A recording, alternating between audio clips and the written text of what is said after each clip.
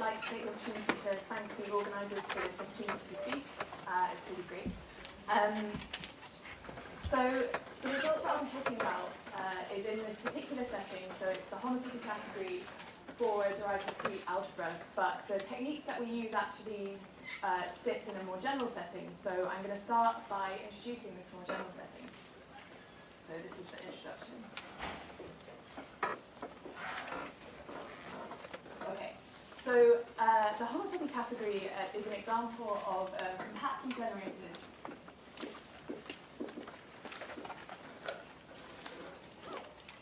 triangulated category.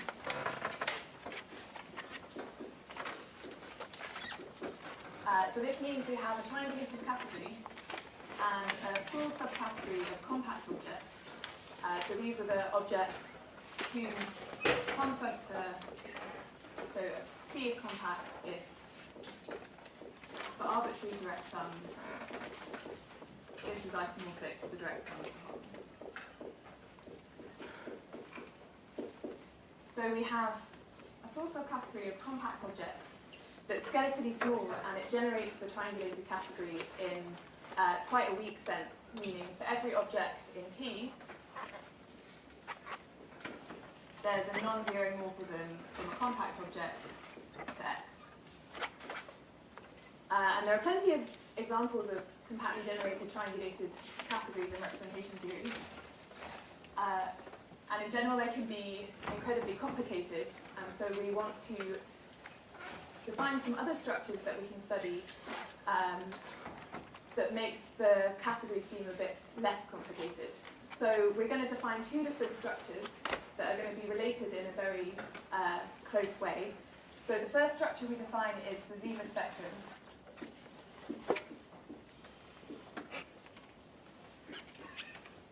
Of T, and this we denote by ZG And this is a topological space where we take as the points of the space the indecomposable pure injective objects in T, and then we define a topology on these objects that sort of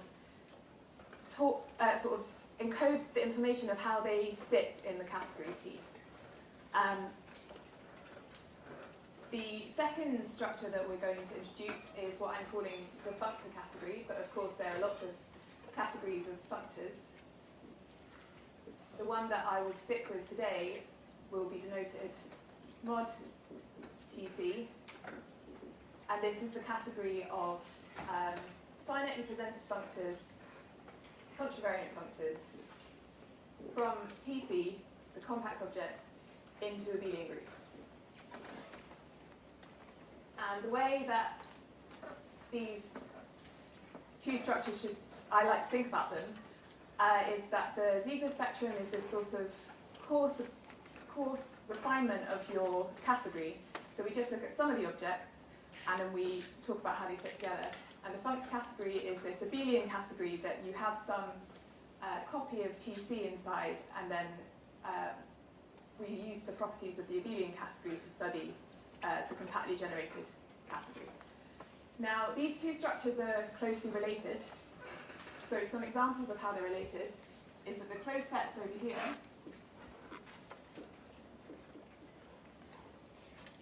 are in one-to-one correspondence with the Ser subcategories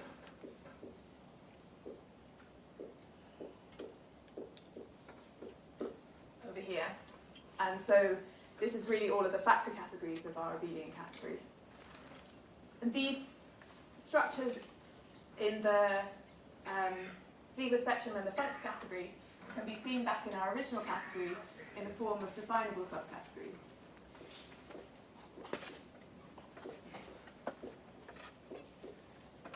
So if we take a definable subcategory in T, and then we intersect it with the Ziegler spectrum, then we get a closed subset, and all closed subsets arise in this way. Another correspondence that we have is the isolated points here. So points that are in, there's an open set containing just these points, correspond to, so these are in some sense the smallest open sets, correspond to the smallest functors over here, so simple functors.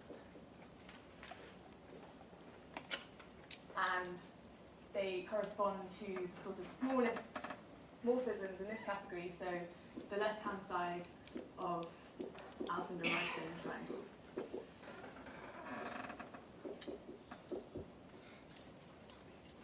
Okay, now there's a further correspondence that actually only holds in very special conditions, but we luckily have this situation for our question.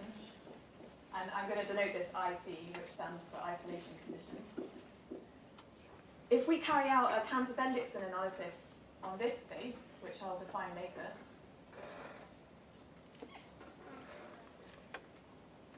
then this corresponds to a Creel-Gabriel analysis over here.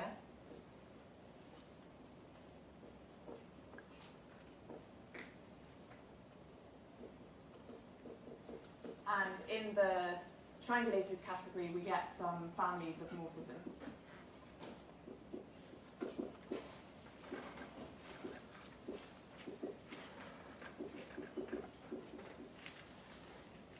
Okay, so this is the kind of picture that I want you to have in mind throughout the talk when I get onto more specific things. And we're going to use these connections to obtain the following main results.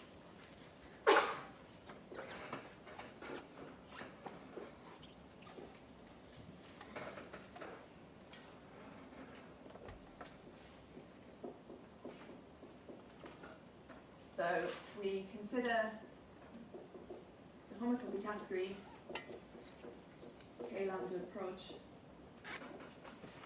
for derived-discrete derived algebra. Then the Creel-Gabriel dimension of the functor category is equal to the Cantor-Bendixson rank of the Ziegler spectrum is equal to 2. And the second result is that the indecomposable objects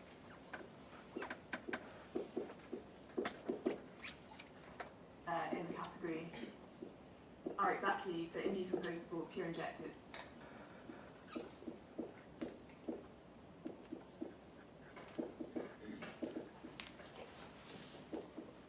Okay, so this is the result that we'll get to in the end. So the next thing I'll do is introduce what these discrete derived categories are, what we mean by saying that, that an algebra is derived discrete. So that's the second.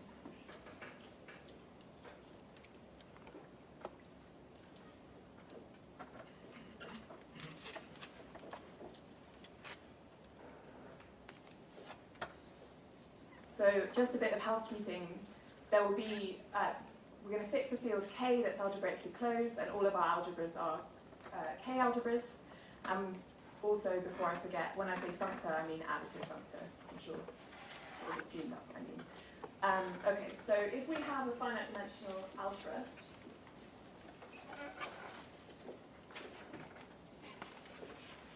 then we define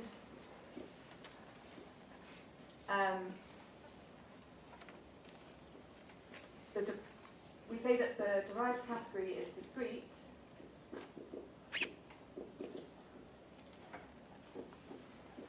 if for all tuples n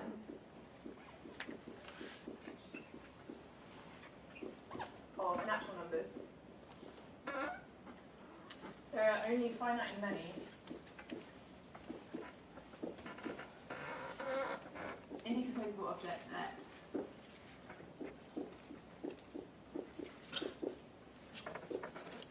such that its cohomology vector is equal to n.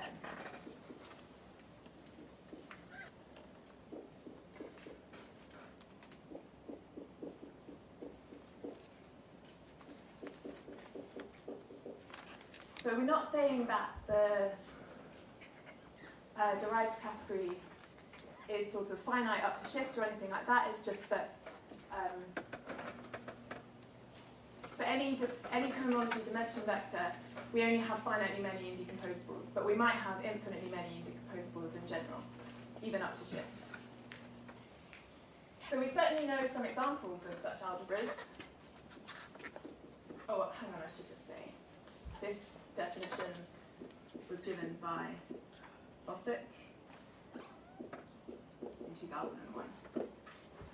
So we certainly know some examples, because if we take KQ for Q Dinkin, or ADE Dinkin, then it certainly satisfies this property, because up to shift there are only finitely many objects. But the question is whether there are more algebras with this property. And Dawson proves that there are in fact other algebras with this property, and that they're all gentle with certain properties, certain additional properties. But later, Babinski, Geiss, and Skowronski give a classification of such algebras. And we'll be using this classification pretty heavily.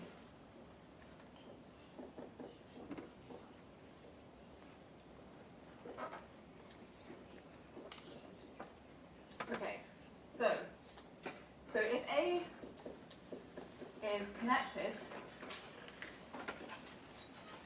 and not Dinkin type, then the following are equivalent.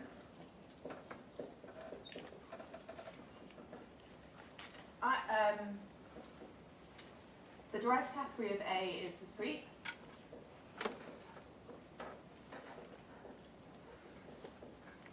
So if the derived category is discrete, then actually A is derived equivalent to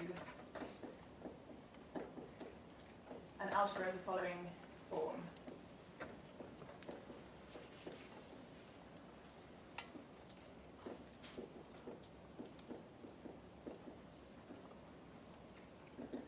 So it's given by the path algebra of this quiver with relations.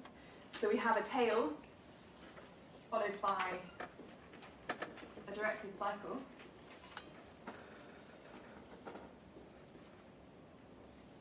And we have relations that go around the bottom of the cycle up to a certain point, but maybe not all the way around. So n is the length of the tail, and r is the number of relations, n is the length of the cycle, and n might be 0, and obviously n is bounded by r. So we have a classification of the algebras with this property, and moreover, these all reside in different derived equivalence classes. So we have an equivalence between lambda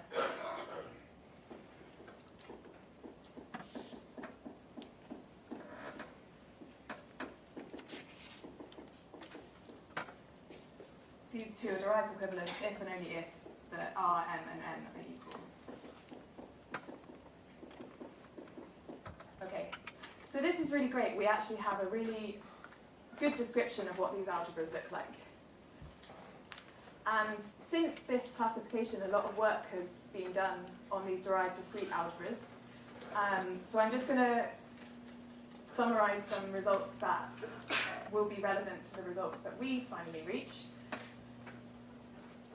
Once this board has gone up. Okay. So remarks. So the first thing to note is that these algebras are gentle.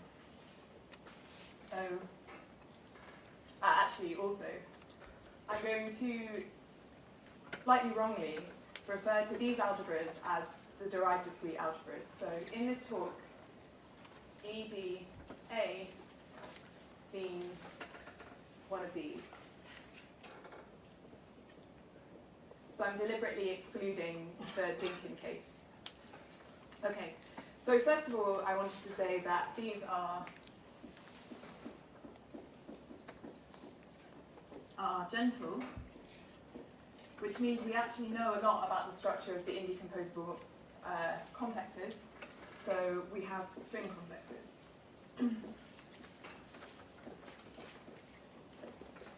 So if we work in, as usual, we can consider this equivalence between d lambda mod and this homotopy category, then we can represent each of our complexes as a string. So if we have the degrees across the top, minus 2, minus 1, 0, 1, 2, then in the non-zero entries in the complex will be direct sums of projectives. So for example, we might have a projective I'm calling P0 here, and then a direct sum of indecomposable projectives in degrees minus 1, 0, and 1.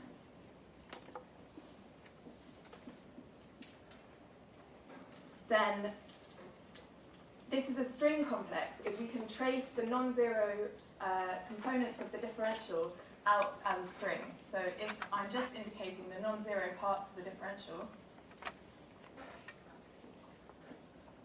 and if it looks like a string,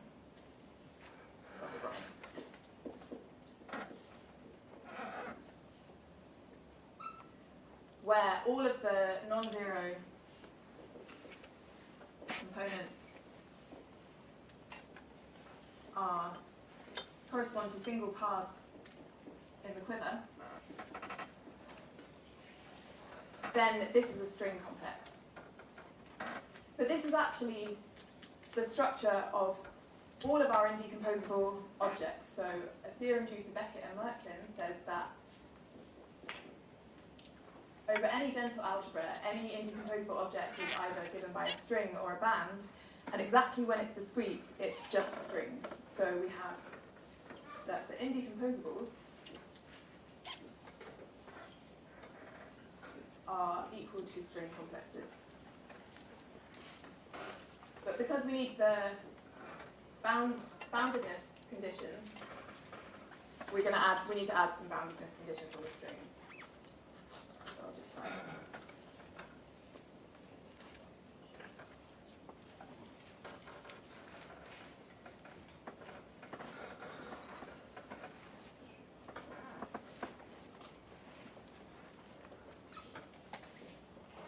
Okay, so we know exactly what all of our indecomposable objects look like. We also know, using a result of Jurgensen from 05,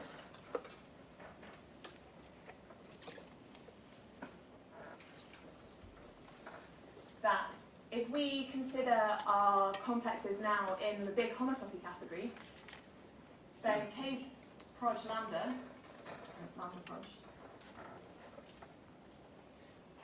is compactly generated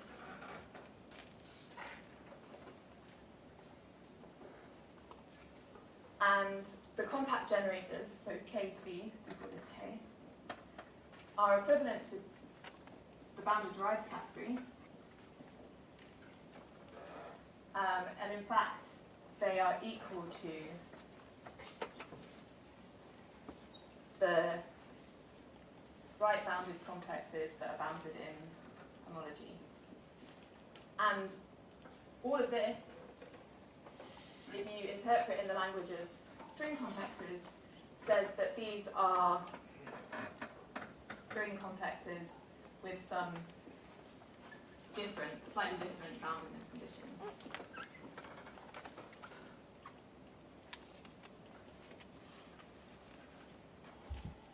Okay. So, in addition to these properties, we also know a lot about the AR structure of the categories. So, Babinski, Geist, and Skowronski, as well as giving a derived classification, they also describe the form of the AR components. And there are finitely many of them, and they are in the form of ZA infinity components, ZA double infinity components, and A infinity components. Okay. Later, Broomhead, Pastello, and Plug describe the Hom hammocks for these categories, and they also give a bound on the dimension of the Hom spaces. So I'm just going to quickly write this down because it's key to the arguments that we give in the paper.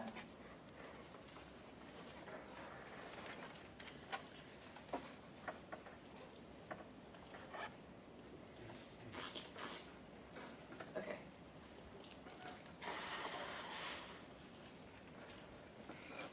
this is the result of Broomhead, Costello, and Ploog. They proved that when R is not equal to 1, the dimension of the Hom space between indecomposable objects x and y is less than or equal to 1. So along with the Hom hammocks, we can actually use this description of the dimension of the Hom spaces to conclude that you can see all of the morphisms in the category in the AR structure. And this is actually key to our results.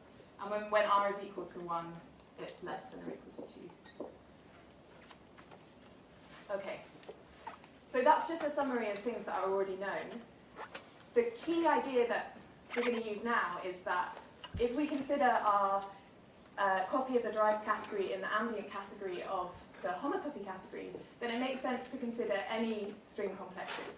We can now take infinite strings, maybe going in one direction or both directions, as well as the finite strings, and these make sense as complexes. So we're going to do this, and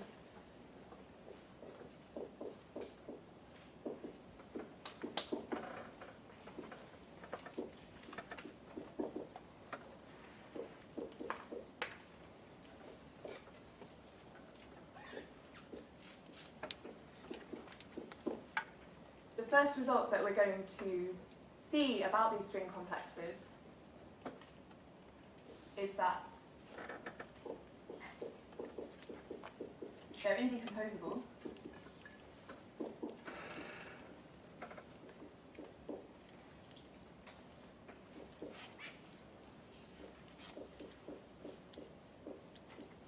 And they're also pure injective.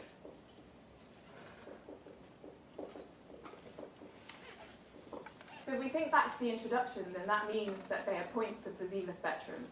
And we're going to use the Ziegler spectrum to study these complexes and to study the category as a whole.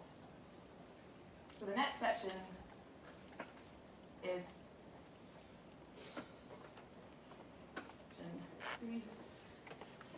an introduction to purity in a compactly generated triangulated category. Okay, so the first thing we're going to do is introduce the functor categories that we'll be considering. All the definitions will be given relative to these functor categories.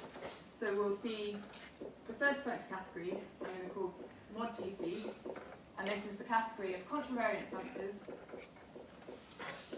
from the compact objects to abelian groups. The next one, and one that we've already seen before, is the same category, but just the finitely presented functors. So these are both abelian categories. You can think of them like module categories. Okay, so we can actually see in big mod TC a copy of our triangulated category via the restricted unit functor.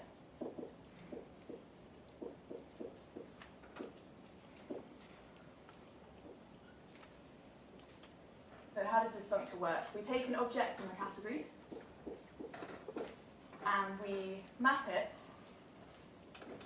to a functor that I'm going to denote just like this, which is the Hom functor in T, but then we restrict it to TC to make it into a functor in this category. And then we do the same thing for any morphism in T.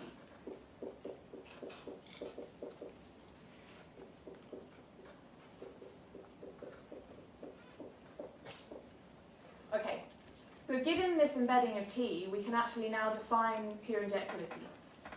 So this is the next definition.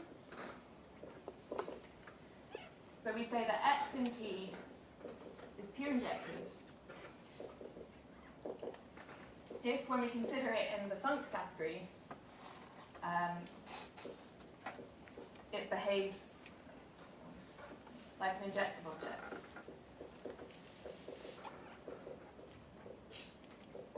And this really sort of is the main idea of pure injectivity. It's saying that when you consider it as a functor, it's behaving like an injective.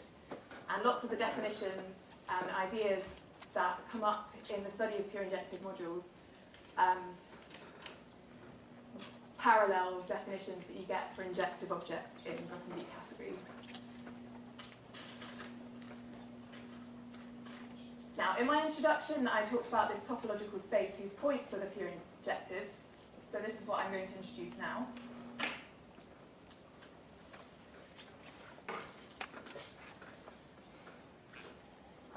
And this is the Ziegler spectrum.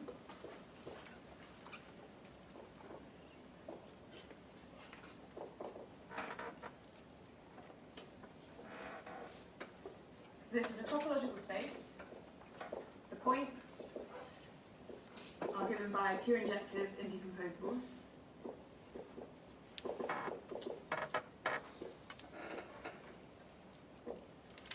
And that we give a basis of open sets. In fact, they're compact open sets. And so we take a finitely presented contravariant functor, and we define the open set to be the set of x in T where f sort of sees the contravariant Hom functor corresponding to x. So this gives us a basis in the topology. And I'd just like to pause to remark that this is not the normal definition of the Ziegler spectrum in a triangulated category. So it usually is given with respect to coherent functors on T, but we have an equivalence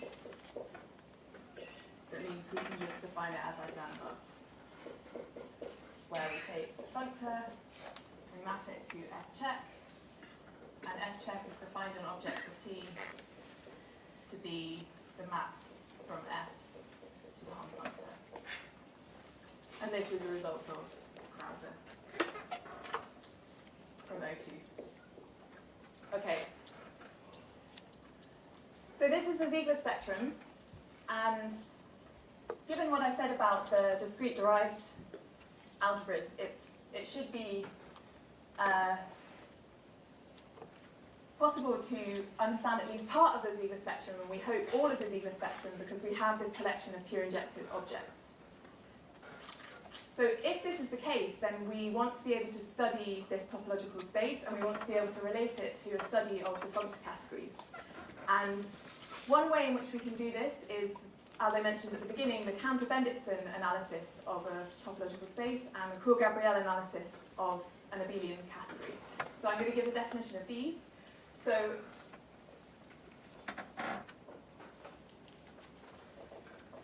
the Cantor-Bendixson rank of a space Z is the following.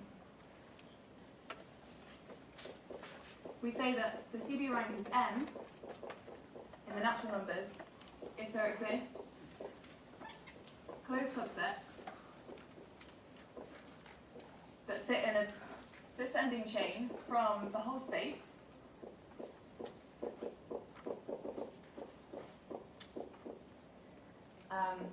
down to the empty set, such that if we just look at the set theoretic difference between these two spaces, we're left with the isolated points.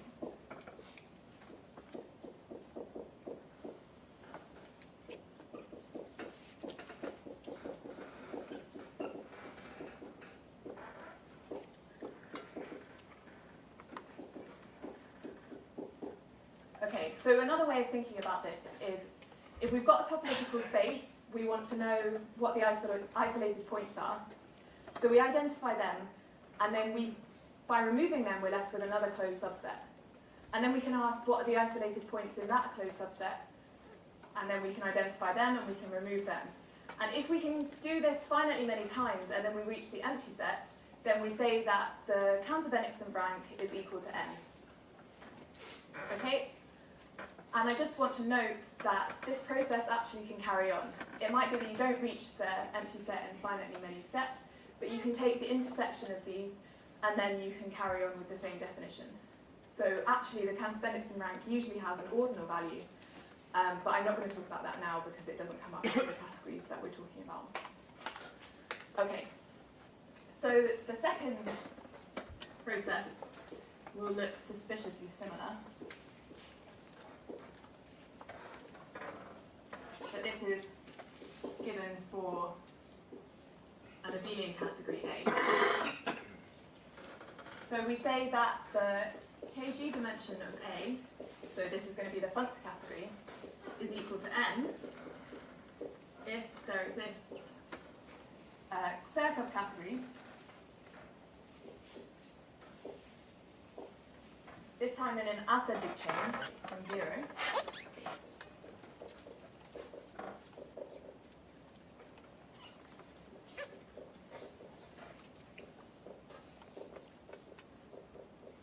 up to our category, such that for each I, the quotient of consecutive Serre subcategories is actually the Serre subcategory of the whole category, quotiented by AI, generated by simples.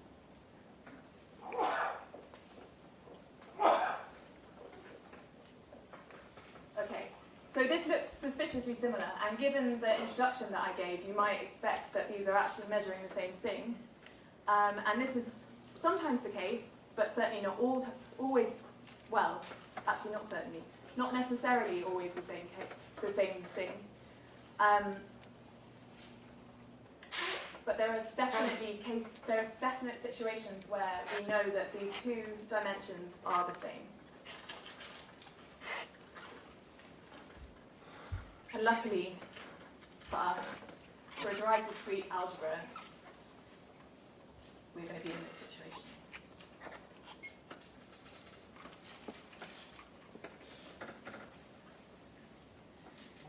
Of course, I should say the Court-Gabriel dimension is also a transfinite process.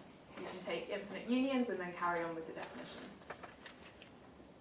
But the question is, what is the Court-Gabriel dimension and CB rank for a discrete derived algebra?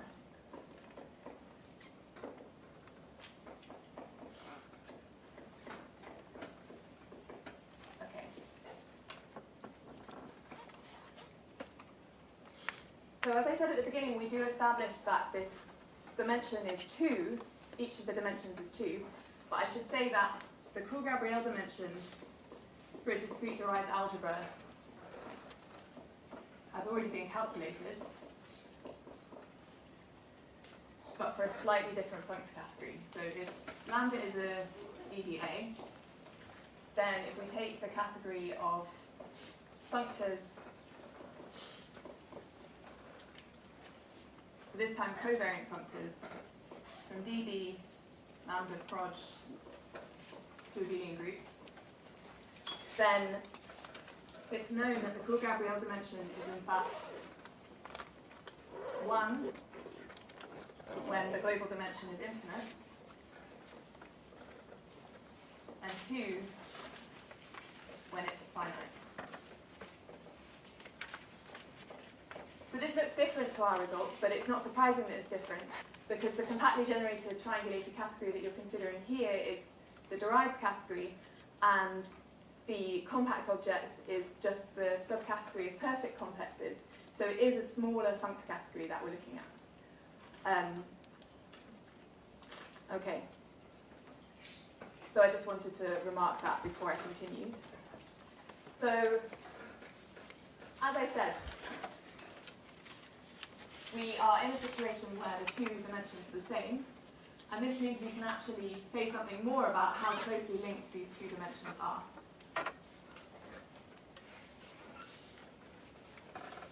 So, proposition.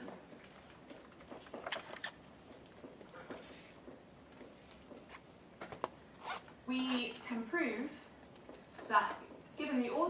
definition of Cantor-Gabriel dimension, this is in fact defined. Without saying what it is, we know that it's not undefined. The process does stop for some ordinal. And this implies that we have this isolation condition, and this means that we have a bijection for each I between the isolated points at each point in the Cantor-Bendixson analysis and the simple functors.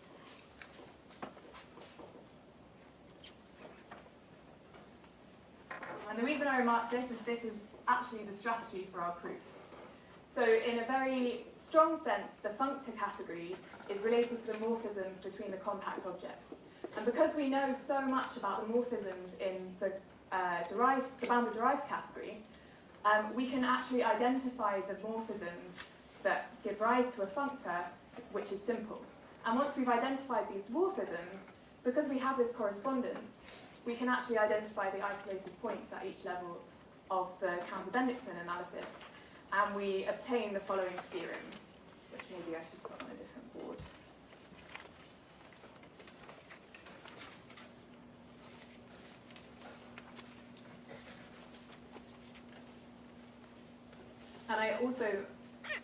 And it's actually quite unusual that it's easier to calculate the Cantor-Gabriel dimension than the Cantor-Bendixson rank. So I quite like this proof because identifying simple functors and then using it to identify isolated points is good. Okay.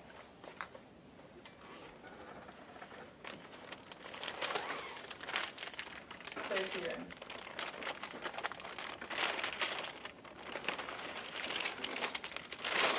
So first of all, as I've already said, Cantor-Gabriel dimension of A, where A is now a functor category, is equal to the CV rank of Z, and it's equal to 2. And in fact, we can identify which of our strings that give rise to our string complexes give the particular Cantor-Bendixson rank modules. So the rank 0 points, so these are the actual isolated points, these are given by finite strings.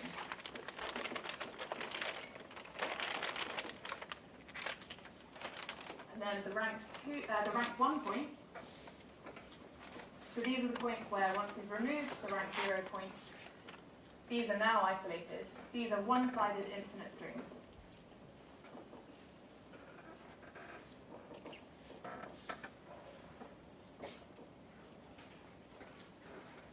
Thirdly, the rank 2 points are the two-sided infinite strings. And we can see that these are actually all isolated. So we've concluded the analysis as in the definition, and so we can take as a corollary that we have already identified all of the indecomposable pure injectives in the category. Cool.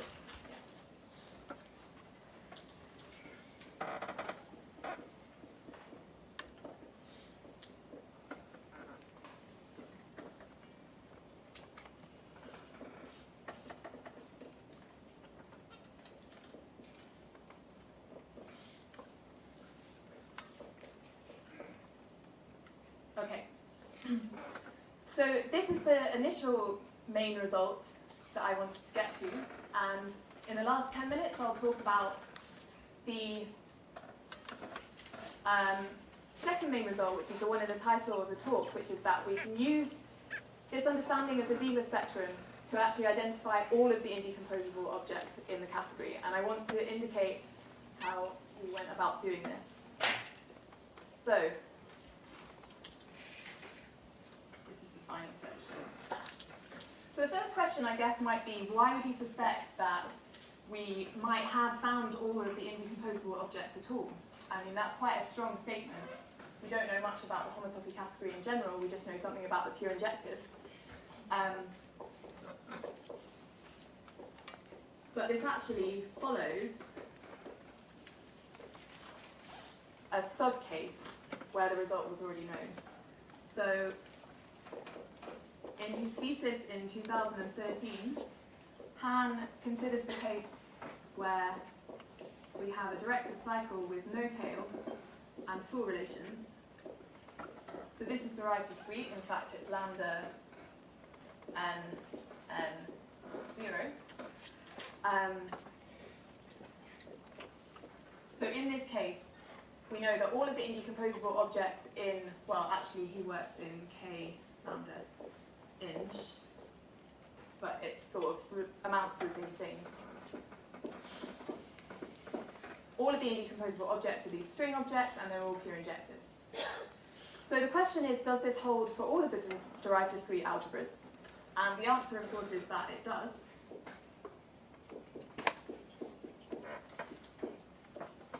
So all indecomposables are pure injective.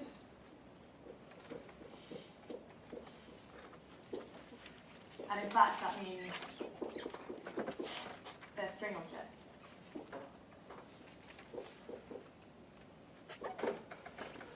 Okay.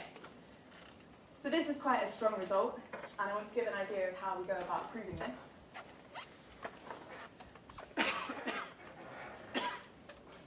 So the first idea that we use is that of a definable subcategory generated by an object. So given that I have time, I'll give this definition. So if we take an object in a compactly generated triangulated category, we can define a definable subcategory to be the objects in T such that if for all f in mod Tc, if we have that there are non-zero Homs to the restricted Hom functor of m, then this implies that the same is true for x. So for all x where this property holds, they are contained in the definable subcategory generated by m.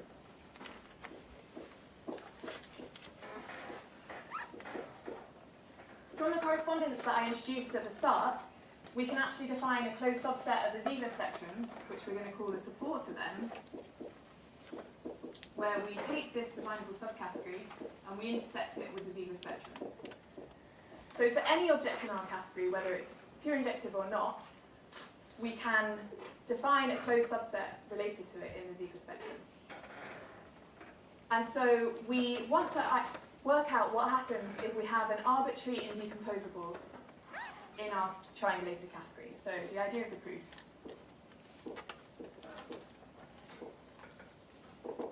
We take an arbitrary indecomposable and we consider its support. And the question is, what is in the support of m? So we know all of the pure injectives, which ones are going to be contained in the support. The first thing we can prove is that if there's a compact object in the support of m,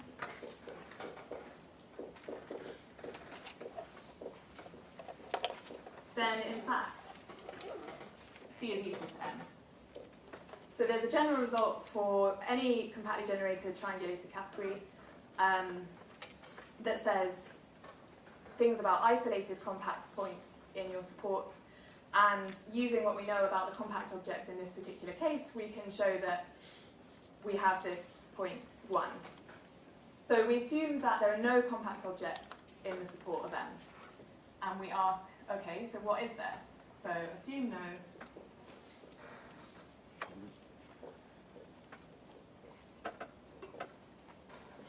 So the next thing we have to do is divide into the different global dimension cases, because they behave quite differently.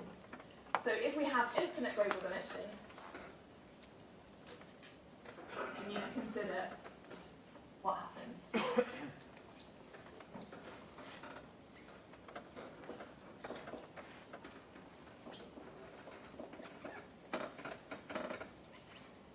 So if this is the case, then we can prove that in fact the a definable subcategory generated by M is contained in a definable subcategory generated by a pure injective module, where Z is sigma pure injective. So this just means that if you take any direct sum of copies of Z, then it's still pure injective. But a fact about sigma pure injective modules is that any module in the subcategory generated by them is sigma pure injective. So this means that M must be. And since we know all the pure injective objects, and M is indecomposable, it must be on the list that we started with. So next we consider the finite global dimension case.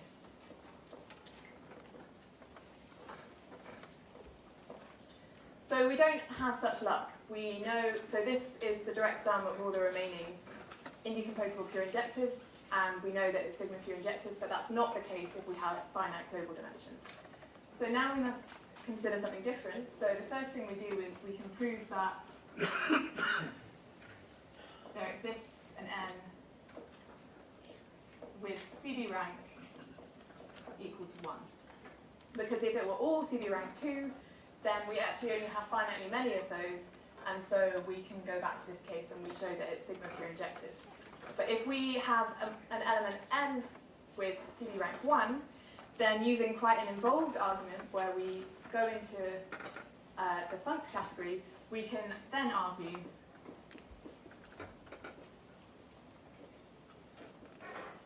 that M is in fact equal to the N that is in its support. And so we're done. Because we only have 3 layers of the Cantor-Bendixson analysis, and we've shown that if any of these modules are in the support, then it must be equal to M. Okay.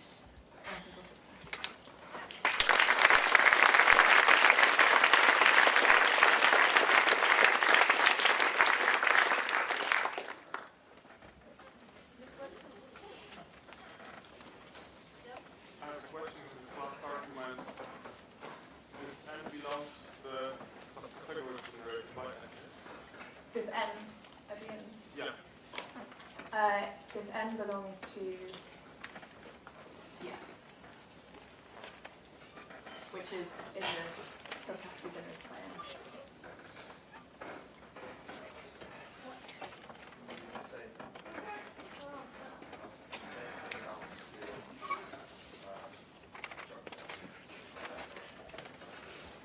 Yeah, okay, so this is quite nice.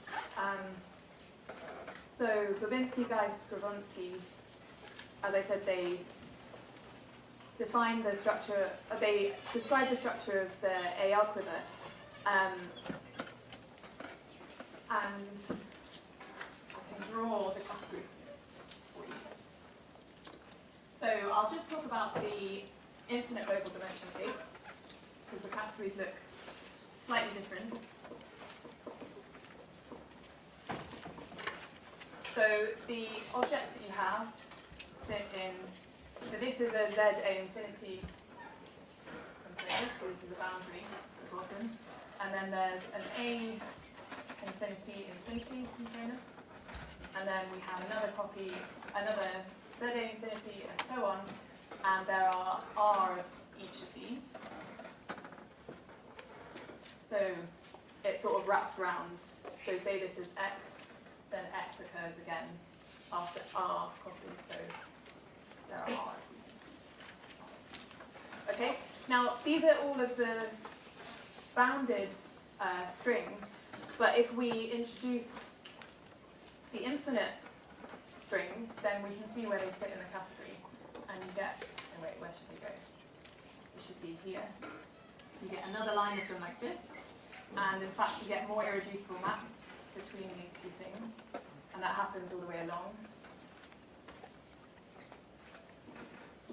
And the CB rank, so another colour, 2 points sit alone in the category, and then here. You can really see where these pure injectives sit in the category. If we don't consider the stable category,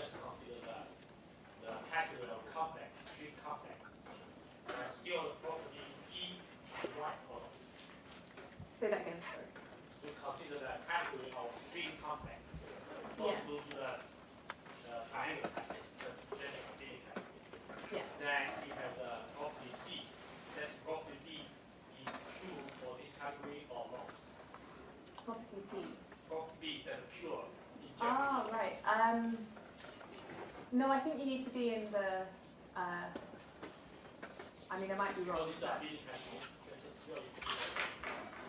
so if you're working in just the category of string complexes, and you're considering it as an abelian category, and you want to know whether the notions of pure injective coincide, I'm not sure, but I expect not.